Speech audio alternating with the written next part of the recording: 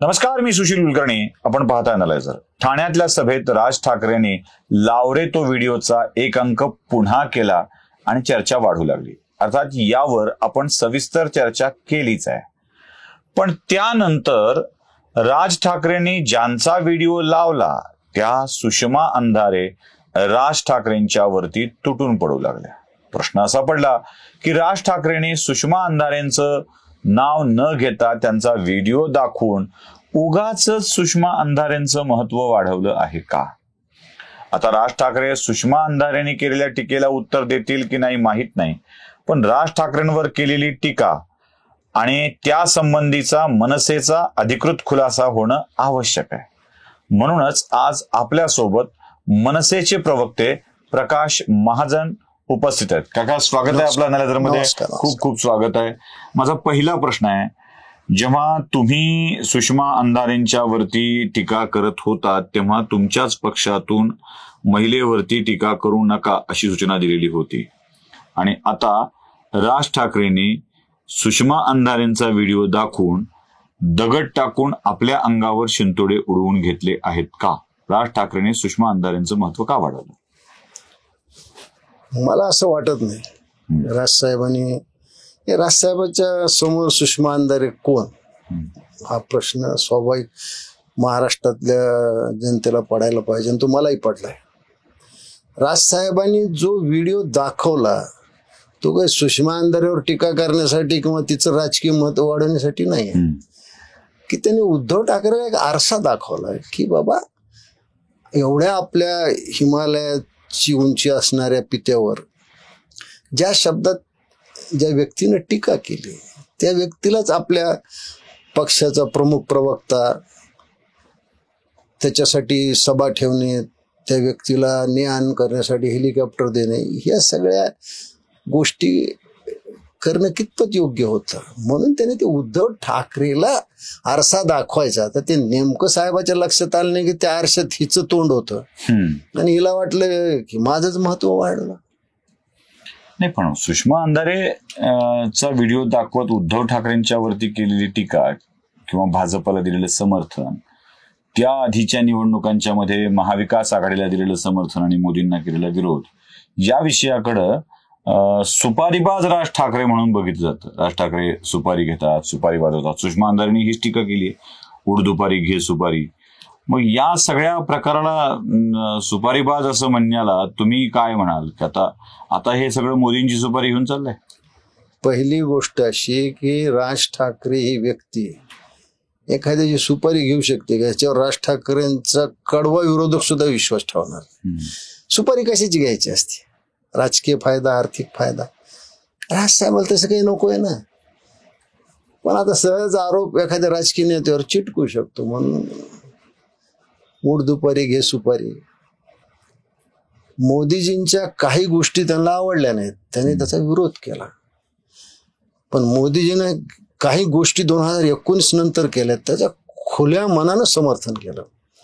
370 कलम हटवलं. त्यावेळेस जो महाराष्ट्र नवनिर्माण सेनेनं मुंबईत भव्य मोर्चा काढला, माझं तर अजूनही त्याच्यावर हे मत आहे की असा मोर्चा भाजप परित शासन व्यवस्थेत सुद्धा निघाला नाही. एवढा भव्य मोर्चा काढला, खुल्या दिलानं समर्थन केलं. कोणी काही म्हणू द्या, मोदी होते म्हणूनच राम मंदिर झालंय. सुप्रीम कोर्टाने निर्णय दिला म्हणा, काय दिला म्हणा, हे बाकी ते लंगड त्याचा विरोध आहे. ज्या गोष्टी मोदीजीनं केल्या की आज जगाच्या पातळीवर भारतीय नागरिकाची एक मान उंचावली आहे.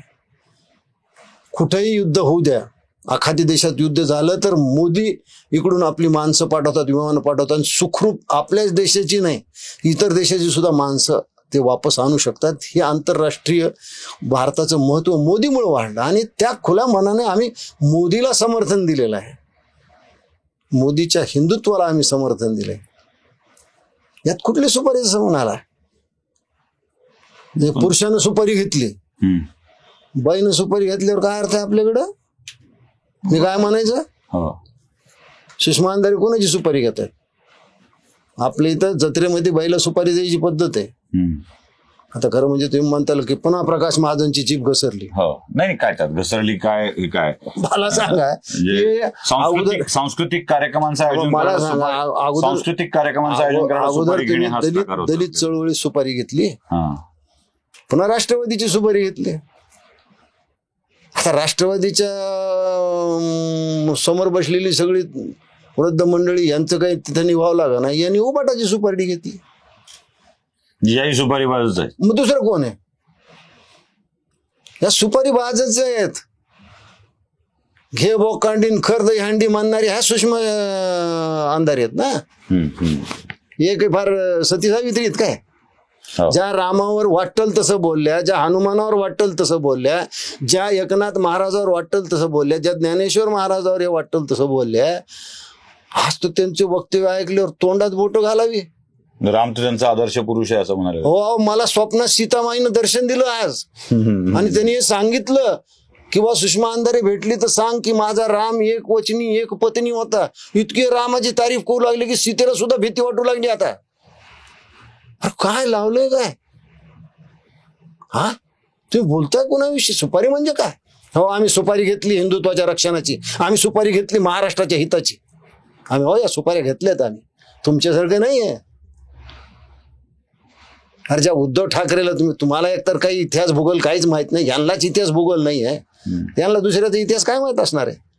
नाही, पण उद्धव ठाकरेंनी कधीच म्हणजे आता इतिहास निघालाय विषय म्हणून विचारतो, उद्धव ठाकरेंनी कधीच बाळासाहेबांच्या भावनांची कदर केलेली नाही, काळजी घेतलेली नाही. तुम्हाला एक सांगतो की राज ठाकरे पक्षातून बाहेर पडले. प्रत्येकाला अधिकार आहे तो. मी सुद्धा प्रमोद महाजन आयात असताना राज ठाकरे बोलत गेलो, त्यांनी मला प्रमोद महाजन आधी कधी विचारलं नाही.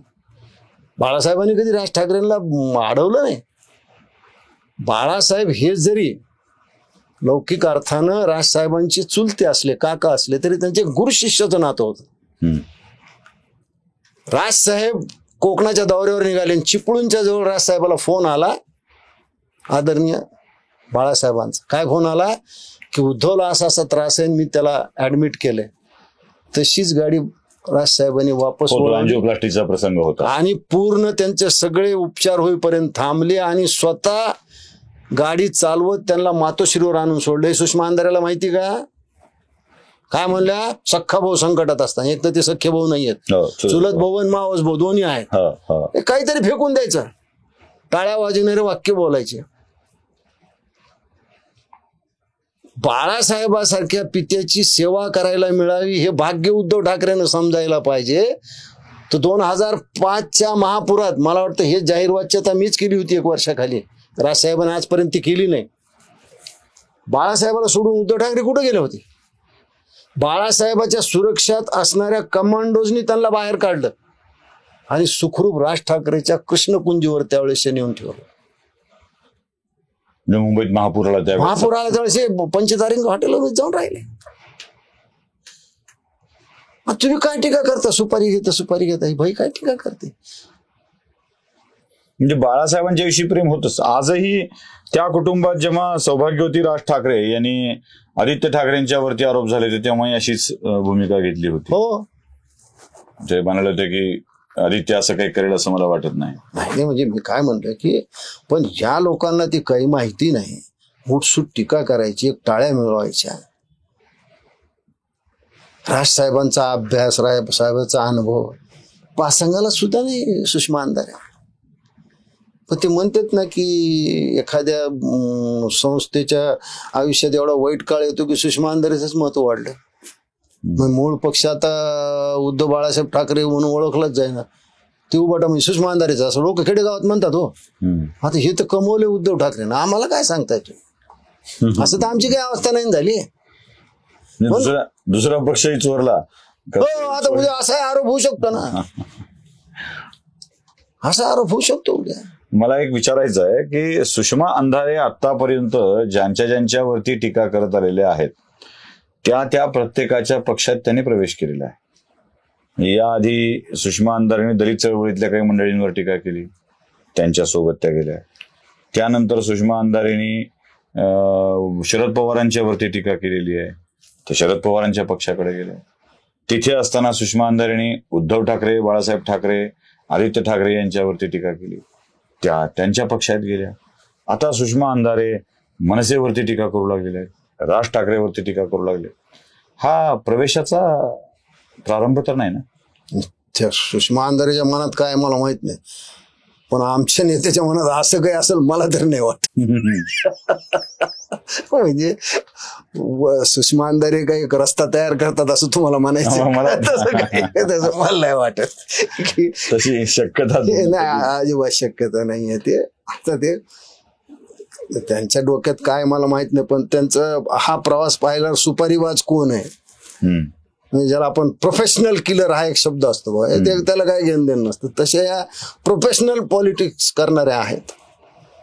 म्हणजे यांनी सुपारी घेऊन बीड जिल्ह्याचं अध्यक्ष म्हणजे काय प्रमुख पद उबाटा गटाच्या एका माणसाला दिलं, त्याच्यावर काय काय आरोप आहे हा व्हिडिओ तुम्हीच केलेला आहे. कुणाला सुपारीबाज म्हणताय तुम्ही? असेच एक आमचे मित्र त्यांच्यावर नेकनूरच्या पोलीस हद्दीत केस केली आणि नंतर ती कोर्टातून बरी झाली. अशा केसेस सुपारी घेऊनच करतात. या बीड जिल्ह्याला खूप अनुभव आहे याची. जवळपास प्रत्येक पोलीस स्टेशनमध्ये यांनी एक केस करून ठेवलेली. दुसऱ्याला सुपारीबाज म्हणायचं. आता ते बाईचा कांगावा आणि पुन्हा बाईची वृत्ती पडले तरी नाकवर, त्याच्यामुळे ते काय बोलायचं आपण. मला अजून एक प्रश्न पडलाय की राष्ट्रवादी काँग्रेस सोडताना, आता हा प्रश्न मी तुम्हाला खरं तर नात्यातून विचारतोय, म्हणजे ह्याच्यातून नाही विचारत आहे, पक्षप्रवक्ते अशा अर्थाने त्याचं उत्तर मला नको आहे, नातं या अर्थाने उत्तर हवं आहे.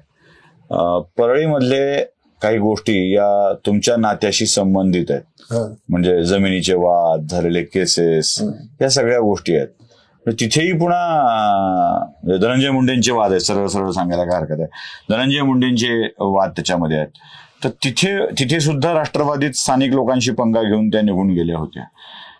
तुम्हाला याबाबत काही कल्पना आहे का, काय कसं ते? नाही बाबा, आता कसे भाची एवढे मोठे झाले ते प्रत्येक गोष्ट मामाला विचारतील असं नाही.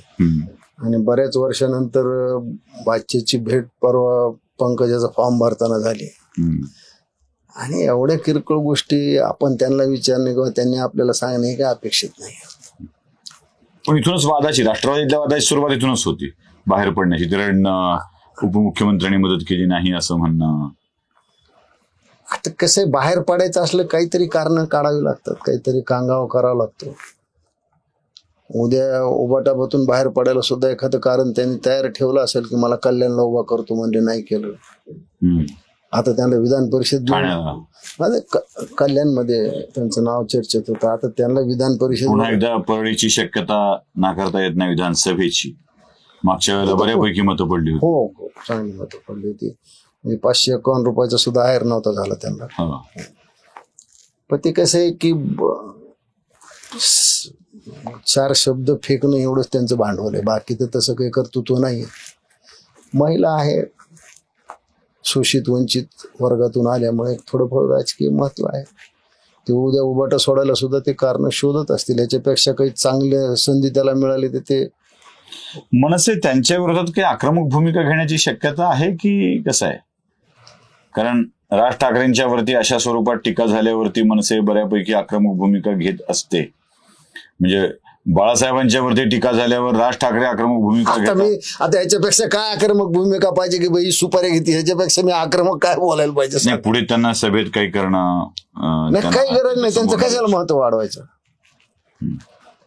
मी त्या काय बोलतायत हे माझ्या घे भरारीच्या सभेतच सांगितलं होतं की अशा बोलतायत.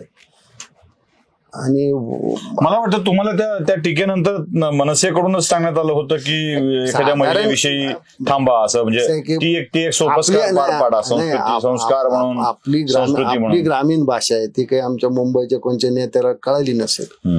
मी एवढंच म्हणलं होतं की अशा पद्धतीने ते टीका करतात. आमच्याकडे ग्रामीण भाषेत मध्ये डोक्याला नारू होणं. आता नारू हा काही शब्द नाहीये, पण ते कोणाला कळाला नाही. कोणी तर मीडियातून प्रकाश महाजनची जीभ घसरली. आता या बाई कित्येकदा घसरल्यात पण मीडिया काहीच म्हणत नाही. ते दलित चळवळीत घसरल्या तरी मीडिया गप बसतो, तो राष्ट्रवादीत घसरल्या तरी मीडिया गप बसतो, त्या उबाटात येऊन घसरल्या तरी मीडिया गप बसवतो. यांनी पैसे घेऊन अशा माणसाला पद दिलं की ज्याच्यावर काय बाल लैंगिक शोषणाचे आरोप आहेत, काय म्हणतात पॉस्कोचं काय कायदा आहे. पॉस्कोचं काय नाव? तरी त्यांनी अध्यक्ष केलं. यांच्या थोबडीत त्यांच्याच पक्षातल्या एका माणसाने मारली हे जाहीर केलं. हो, जिल्हा प्रमुखाने तरी ह्या घसरलं नाही. फक्त आमच्याच नेत्याने ह्यांचं नाव न घेता ते व्हिडिओ दाखवला तर ते त्याच्यावर एवढं त्या बाईनं कांगावा सुरू केला. आता बाई कांगावे खोर हे आमच्या नेत्याच्या लक्षात आलं नाही, एवढंच मला म्हणावं लागेल. बाकी काय, कांगावाखोर असल्याचं, सुपारीबाज असल्याचं प्रकाश महाजन सांगतायत. पण या निमित्ताने राज ठाकरेंच्या समोर येऊन सुषमा अंधारेंच्या चर्चा मात्र खूप वाढलेल्या आहेत, एवढं नक्की आहे. खरं तर प्रकाश महाजनांची ही टीका, त्यांचं हे स्पष्टीकरण सुषमा अंधारेंच्या पर्यंत पोहोचेल का आणि त्यांना याबाबतचे खुलासे होतील का? आणि सगळ्यात मोठा प्रश्न, मनसे हे किती काळ सहन करेल? बघत राहूया. धन्यवाद काका, आपण आलात, बोललात, खूप खूप आभार.